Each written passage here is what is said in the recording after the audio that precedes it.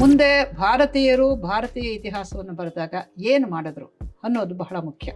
ಯಾಕೆಂದರೆ ಇತಿಹಾಸ ಅನ್ನೋದು ಮೂಲತಃ ಸತ್ಯಶೋಧನೆ ಅಂತ ಅನ್ಕೋಬೇಕು ನಾವು. ಯಾರು ಗೆಲ್ತಾರೆ ಅವರು ಇತಿಹಾಸನ ಬರೀತಾರೆ, ಅವ್ರು ಬರ್ಕೋತಾರೆ. ಯಾರು ಸೋಲ್ತಾರೆ ಅವರೆಲ್ಲ ಬರೆಯೋದಕ್ಕೆ ಹೋಗೋದಿಲ್ಲ. ಹೀಗಿರೋವಾಗ ಅವರು ಬರೆದಿದ್ದೆ, ಗೆದ್ದವರು ಬರೆದಿದ್ದೇ ಇತಿಹಾಸನ. ಸೋತವ್ರ ದೃಷ್ಟಿಯಿಂದ ಏನಾಗಿರುತ್ತೆ, ನಮ್ಮ ಹಿಸ್ಟಾರಿಯನ್ಸ್ ಇರೋದನ್ನು ಹೇಳಿ. ಮೊಹಮ್ಮದ್ ಬಿನ್ ಕಾಸಿಂ ಬಂದಾಗ ಅವನಿಗೆ ರಾಜ ದಾಹಿರ ಇಂಥೆಂಥ ಯುದ್ಧ ಮಾಡ್ತಾರೆ, ತುಂಬ ಭಯಂಕರವಾದಂಥ ಯುದ್ಧ ಆಗುತ್ತೆ, ಸೋಲ್ತಾನವನು, ಅದನ್ನು ಹೇಳಿ. ಆದರೆ 640 ಉಸ್ಮಾನ್ ಬಂದಾಗ ರಾಜ ಚಚಾ ಅವನನ್ನು ಸೋಲಿಸಿದ್ದಲ್ಲ, ಅದನ್ನ ಯಾಕೆ ಹೇಳಲ್ಲ? ಅಂದರೆ ಹೇಳೋದೇ ಇಲ್ಲ. ನೇರ ಅರಬ್ಬರು ಬಂದ್ರು, ಹೊಡೆದ್ರು, ಮುಗಿದೋಯ್ತು. ಹಿಂದೂಗಳು ಏನು ಸುಮ್ಮನೆ ಏನು ಮಾಡ್ಕೊಂಡ್ಬಿಟ್ರ? ಅಲೆಕ್ಸಾಂಡರ್ನ ಹೇಗೆ ಸೋಲ್ಸ, ಅವನ ಅಂಗಳಕ್ಕೂ ಭಾರತಕ್ಕೂ ಬರಲೇ ಇಲ್ವಲ್ಲ, ಮಗಧಕ್ಕೆ ಬರಲೇ ಇಲ್ವಲ್ಲ, ಅವನು ಪಂಜಾಬಿಂದ ಹಾಗೆ ವಾಪಸ್ ಹೋಗ್ಬೇಕಾಯ್ತಲ್ವಾ? ಹಾಗಿರುವಾಗ ಇರೋದನ್ನು ಹೇಳಿ ಅಂತ ಹೇಳ್ತಾರೆ. ಏನು ನಮ್ಮ ಇದಿತ್ತಲ್ಲ ಕಂಟಕಗಳು, ಅದನ್ನೆಲ್ಲ ನಿವಾರಣೆ ಮಾಡ್ಕೋಬೇಕು. ಜಾತಿ ಅಂದರೆ ಹಿಂದೂ ಸಮಾಜ ಮುಂದಕ್ಕೆ ಹೋಗೋದಿಲ್ಲ ಅನ್ನೋದಕ್ಕೋಸ್ಕರವಾಗಿ ಇದನ್ನೆಲ್ಲ ಅವರು ಮಾಡಿ ತೋರಿಸಿದ್ರು. ಹಿಂದೂಗಳ ಗುಣದೋಷಗಳನ್ನು ಇಷ್ಟು ಸಮರ್ಥವಾಗಿ ವಿಮರ್ಶೆ ಮಾಡಿರುವಂತಹ ವ್ಯಕ್ತಿಗಳೇ ಇಲ್ಲ ರೀ. ಇವರ ದೋಷಗಳು ಏನು ಅನ್ನೋದನ್ನು ಇವ್ರ ಹತ್ರ ಕೇಳಬೇಕು.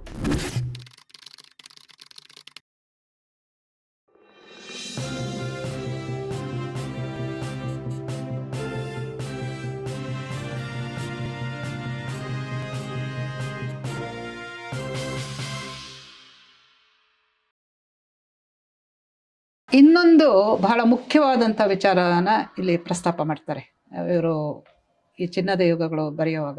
ಏನಂತ ಹೇಳಿದ್ರೆ, ಇತಿಹಾಸವನ್ನು ಬರೆದಿರೋರು ಯಾರು, ಯಾತಕ್ಕಾಗಿ ಬರೆದರು, ಮುಂದೆ ಭಾರತೀಯರು ಭಾರತೀಯ ಇತಿಹಾಸವನ್ನು ಬರೆದಾಗ ಏನು ಮಾಡಿದ್ರು ಅನ್ನೋದು ಬಹಳ ಮುಖ್ಯ.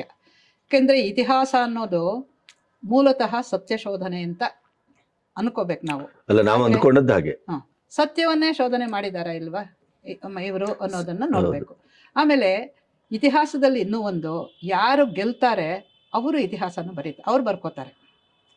ಯಾರು ಸೋಲ್ತಾರೆ ಅವರೆಲ್ಲ ಬರೆಯೋದಕ್ಕೆ ಹೋಗೋದಿಲ್ಲ. ಹೀಗಿರೋವಾಗ ಅವರು ಬರೆದಿದ್ದೆ, ಗೆದ್ದವರು ಬರೆದಿದ್ದೇ ಇತಿಹಾಸನ.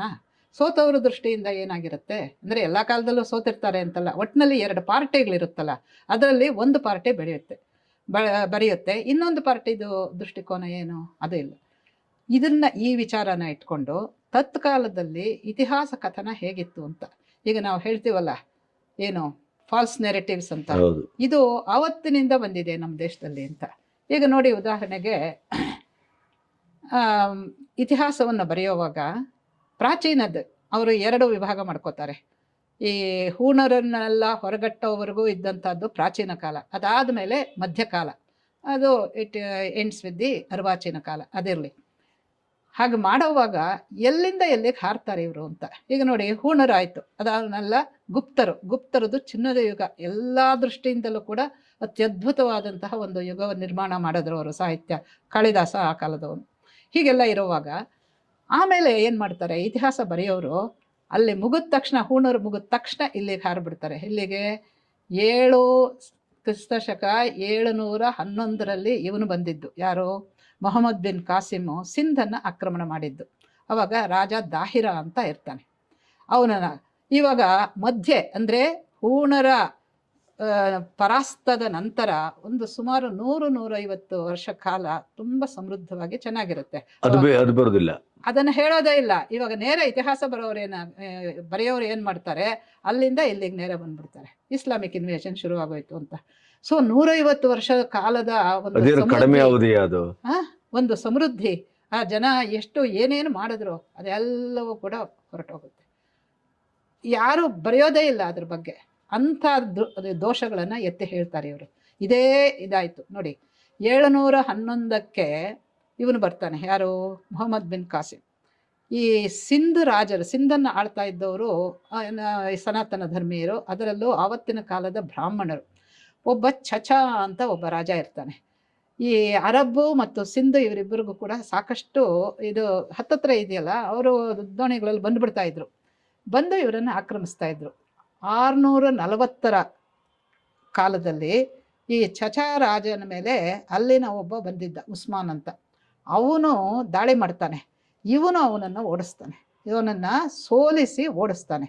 ಆಮೇಲೆ ಎಷ್ಟು ವರ್ಷ ಆಯಿತು, ಇನ್ನು 60 ವರ್ಷ ಕಾಲ, ಹ್ಮ್ 640 to 650 ಅಂತಾನೆ ಇಟ್ಕೊಂಡ್ರು ಕೂಡ 711 ಇವನು ಬಂದಿದ್ದು. ಯಾರು? ಮೊಹಮ್ಮದ್ ಬಿನ್ ಕಾಸಿಂ. ಫಸ್ಟು ತುಂಬ ದೊಡ್ಡ ಆಕ್ರಮಣ ಆಗಿದ್ದು, ಹಿಂದೂ ರಾಜರು ಸೋತಿದ್ದು ಅಂತ. ಅದು ಮೊಹಮ್ಮದ್ ಬಿನ್ ಕಾಸಿಮ್ಗೆ ಅವನು ಬಂದಕ್ಕೆ 60 ವರ್ಷ ಕಾಲ. 60 ವರ್ಷ ಕಾಲ ಅವ್ರು ಆಳಿದ್ದು ನಿಜ ಅಲ್ವಾ? ಮತ್ತೆ ಅದನ್ನ ಹೇಳಲ್ಲ, ಆಯ್ತಾ? ಸೊ ಅಲ್ಲಿ 6ನೇ ಶತಮಾನ, 6ನೇ ಶತಮಾನದಲ್ಲಿ ಗುಪ್ತರದ ಅಂತ್ಯ ಆದ ತಕ್ಷಣ ಇಲ್ಲಿ ಬಂದ್ಬಿಡ್ತಾರೆ. ಮಧ್ಯದಲ್ಲಿ ಎಂತೆಂಥ ರಾಜರಿದ್ರು. ಇವನೇ ಇದ್ದನಲ್ಲ ಶ್ರೀಹರ್ಷ 7ನೇ ಶತಮಾನದಲ್ಲಿ 8ನೇ ಶತಮಾನದವರೆಗೂ ಎಂಥ ರಾಜ್ಯವನ್ನ ಅವನನ್ನು ಉತ್ತರಾಪಥೇಶ್ವರ ಅಂತ ಹೇಳ್ತಾ ಇದ್ರು. ಇಲ್ಲಿ ನಮ್ಮ ಚಾಲುಕ್ಯ ಪುಲಿಕೇಶಿಯನ್ನ ದಕ್ಷಿಣಾಪಥೇಶ್ವರ ಅಂತ ಹೇಳ್ತಾ ಇದ್ರು. ಸೊ ಅವರಿಬ್ಬರಿಗೂ ನರ್ಮದಾ ನದಿ ತೀರದಲ್ಲಿ ಯುದ್ಧ ಆದಾಗ ಅವರಿಬ್ಬರು ಒಬ್ಬರನ್ನೊಬ್ಬರು ಗೆಲ್ಲಬೇಕು ಅಂತ ರಾಜರಿಗೆ ಅದು ಇದ್ದಿದ್ದೆ. ಆದರೆ ಯಾರನ್ನೋದಿಲ್ಲ, ಸಮಸಮವಾಗ್ಬಿಟ್ಟು ಅವನು ಅಲ್ಲಿಗೆ ಹೊರಟೋಗ್ತಾನೆ. ಇವನು ಈ ಕಡೆ, ಇವನು ದಕ್ಷಿಣಾಪಥೇಶ್ವರನಾಗಿ ಹೊರಡ್ತಾನೆ, ಅವನು ಉತ್ತರಾಪಥೇಶ್ವರನಾಗಿ ಅವನು ಉಳ್ಕೊಳ್ತಾನೆ.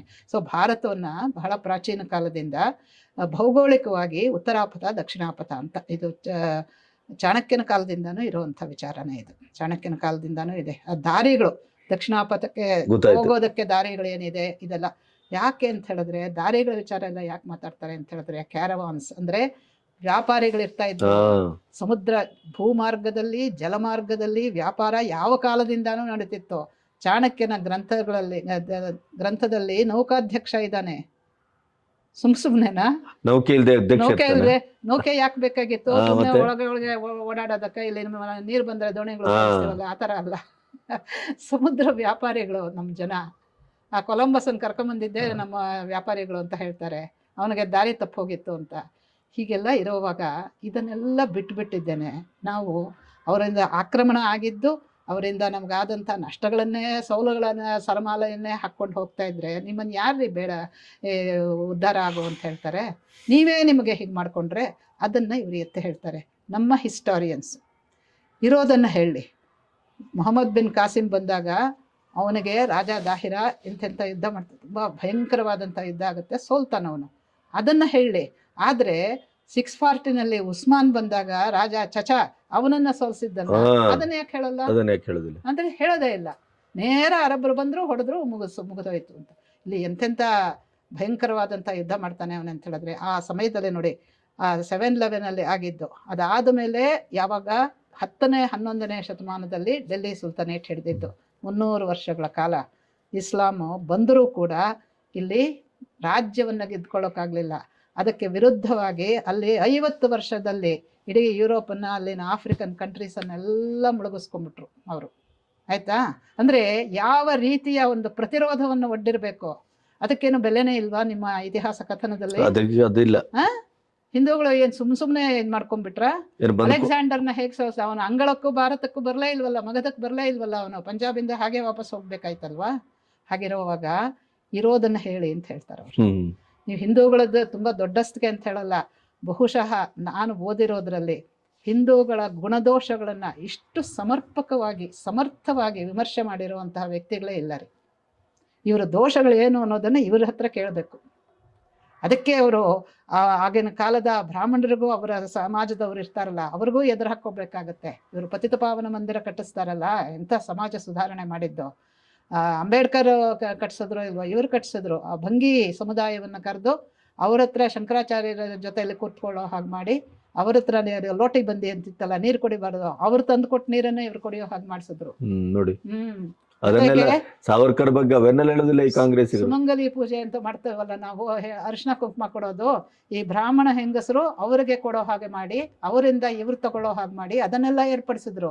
ಈ ಕಾರಣಕ್ಕೋಸ್ಕರವಾಗಿ ಅಲ್ಲಿನ ಒಂದಷ್ಟು ಜನ ಇವ್ರಿಗೆ ವಿರೋಧಿಸಿದ್ರು. But he didn't care.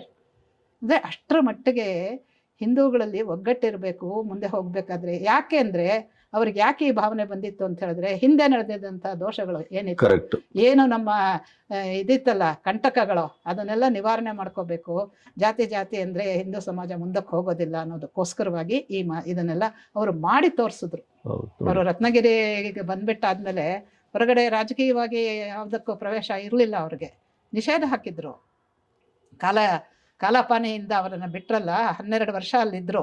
ಅದಾದಮೇಲೆ ಇಲ್ಲಿಗೆ ರತ್ನಗಿರಿ ಜೈಲಿಗೆ ಮನೆಯಲ್ಲೇ ಕೂಡಿಸ್ಬಿಟ್ರು. ಅವ್ರಿಗೆ ಗೃಹಬಂಧನ, ಹೊರಗಡೆ ಡಿಸ್ಟ್ರಿಕ್ಟ್ ಬಿಟ್ಟು ಹೊರಗಡೆ ಹೋಗಬಾರ್ದು, ಆ ಥರ ಎಲ್ಲ ಆವಾಗ ಕೂತ್ಕೊಂಡು ಮಾಡಿದ ಕೆಲಸಗಳು ಇವೆಲ್ಲ. ಹೀಗೆ ಅಂದರೆ ಸಮಾಜದಲ್ಲಿ ಇದ್ದು ಹಿಂದಿನದೆಲ್ಲ ಓದಿ ಅಧ್ಯಯನ ಮಾಡಿ ಏನೇನು ತಪ್ಪುಗಳಾಗಿದೆ ನಮ್ಮಲ್ಲಿ ಜನಗಳಲ್ಲಿ ಇದನ್ನೆಲ್ಲ ಹೋಗಲಾಡಿಸೋದಕ್ಕೆ ತಮ್ಮ ಕೈಯಲ್ಲಿ ಎಷ್ಟು ಆಗುತ್ತೋ ಅಷ್ಟನ್ನೂ ಮಾಡಿದಂಥವ್ರು, ನಿಸ್ವಾರ್ಥದಿಂದ ಸಮಾಜಕ್ಕೆ ಧಾರೆ ಎರೆದವರು ತಮ್ಮ ಸತ್ವವನ್ನು ಅಂತ ಹೇಳಿದ್ರೆ ಸಾವರ್ಕರ್. ಅದು ಒಂದು ತುಂಬ ಚೆನ್ನಾಗಿ ಗೊತ್ತಾಗುತ್ತೆ ಈ ಪುಸ್ತಕಗಳನ್ನು ಓದಿದಾಗ. ಅವರು ಇದನ್ನು ಹೇಳ್ತಾರೆ, ನಮ್ಮ ಇತಿಹಾಸಕಾರರು ಕೂಡ ಇತಿಹಾಸವನ್ನು ಬರೆಯುವಾಗ ಏನಿದೆ ಅನ್ನೋದನ್ನು ಬರೀಲಿ. ಇದನ್ನ ನೀವು ಹಿಂದೂಗಳ ಶ್ರೇಷ್ಠತೆ ಏನಾದ್ರೂ ಇದೆ ಅದನ್ನ ಮರೆಮಾಚಬೇಕು. ಇಸ್ಲಾಂ ನಾವು ದೊಡ್ಡಸ್ಕೇನೆ ಹೇಳ್ತಾ ಇರೋದು ತಪ್ಪದು. ಆ ಸಂದರ್ಭಕ್ಕೋಸ್ಕರ ಇದನ್ನ ಹೇಳ್ತಾರೆ. ಚಚಾ ರಾಜ ಉಸ್ಮಾನನ್ನ ಸೋಲಿಸಿದ್ದು ಅದನ್ನು ಹೇಳಿ. ನೀವು ಮೊಹಮ್ಮದ್ ಬಿನ್ ಕಾಸಿಮ್ ದಾಹಿರ್ನನ್ನ ಸೋಲಿಸಿದ್ದನ್ನು ಹೇಳ್ತಿರಲ್ಲ, ಎರಡು ಕೂಡ ಇತಿಹಾಸದ ಅಂಶಗಳೇ ಅಲ್ವಾ, ಅದನ್ನು ಹೇಳಿ. ಅದರಿಂದ 640 ಬಂದಿದ್ರು. ಎಷ್ಟು ವರ್ಷದ ಹಿಂದೆ? 60 ವರ್ಷದ ಹಿಂದೆನೆ ರಾಜ ಕಳಿಸಿದ್ದ. ಆಮೇಲೆ ಇವನು ಸೋತ ಅನ್ನೋದು. ಇದಕ್ಕೆ ಕಾರಣಗಳು ಬೇಕಾದಷ್ಟಿದೆ. ಅಲ್ಲಿಂದಾನೇ ಈ ಏನು ಮತಾಂತರ ಶುರುವಾಗಿದ್ದು. ಅದರ ಜೊತೆಗೆ ಇದನ್ನು ಅಂಬೇಡ್ಕರ್ ಕೂಡ ಉಲ್ಲೇಖಿಸ್ತಾರೆ ಅವ್ರ ಪುಸ್ತಕದಲ್ಲಿ. ಆಗಲೇ ಹೇಳಿದ್ನಲ್ಲ, ಅದನ್ನೇ ಉಲ್ಲೇಖಿಸ್ತಾರೆ. ಅವನೇ ಫಸ್ಟ್ ಟೈಮ್ ಇವ್ರನ್ನೆಲ್ಲ ಕರ್ಕೊಂಡು ನೀವು ಹೇಳಿದಾಗೆ ಅಲ್ಲಿನ ಖಲೀಫಂಗೆ ಉತ್ತರ ಕೊಡ್ತಾರೆ, ಇದು ಪತ್ರ ಬರೆದು ಕಳಿಸ್ತಾನೆ. ನೀವು ಹೇಳ್ದಂಗೆ ಇಲ್ಲಿ ಎಲ್ಲರನ್ನೂ ನಾನು ಕನ್ವರ್ಟ್ ಮಾಡೋದಕ್ಕೆ ಪ್ರಯತ್ನ ಪಡ್ತಾ ಇದ್ದೀನಿ ಅಂತೆಲ್ಲ ಹೇಳಿದ್ದು. ಅಷ್ಟೇ ಅಲ್ಲದೆ ತುಂಬ ಜನ ಬೆಂಕಿಗೆ ಹಾರ್ಕೋತಾರೆ, ಎಲ್ಲ ಆತ್ಮಹತ್ಯೆಗಳು ಮಾಡ್ಕೋತಾರೆ. ಆದರೂ ಇಬ್ಬರು ಹುಡುಗಿರು, ರಾಜ ದಾಹಿರನ ಮಕ್ಕಳು, ಪ್ರಮೀಳಾದೇವಿ ಎಂದ ಇನ್ನೊಂದು ಹುಡುಗಿ, ಅವರಿಬ್ಬರು ಸಿಕ್ಕಾಕೊಂಡ್ಬಿಡ್ತಾರೆ. ಅವರನ್ನ ಎಳ್ಕೊಂಡು ಹೋಗ್ತಾರೆ. ಎಷ್ಟೊಂದು ಜನ ಹೆಂಗಸರನ್ನೆಲ್ಲ ಗುಲಾಮರನ್ನಾಗಿ ಕರ್ಕೊಂಡು ಹೋಗ್ತಾರೆ. ಎಲ್ಲ ಗೊತ್ತಲ್ಲ ಅವರನ್ನು ಯಾವ ರೀತಿ ಬಳಸ್ಕೊಳ್ತಾರೆ ಅಂತ. ಈ ಹೆಂಗಸರನ್ನ ಅಪಮಾನಕರವಾದಂತಹ ರೀತಿಯಲ್ಲಿ ಹಿಡ್ಕೊಳ್ಳೋದು, ಅವರನ್ನು ಅತ್ಯಂತ ಹೀನಾಯವಾಗಿ ನಡೆಸ್ಕೊಳ್ಳೋದು, ಅತ್ಯಾಚಾರ ಮಾಡೋದು, ಅಪಮಾನಿಸೋದು, ಇದು ಅವರ ಧರ್ಮದಲ್ಲಿ, ಧರ್ಮ ಅಂತ ಹೇಳ್ಬೋದಾ ಇದನ್ನು, ಅವರ ಮತದಲ್ಲಿ ಅವರಿಗೆ ಕೊಟ್ಟಿರುವಂತಹ ದೀಕ್ಷೆ.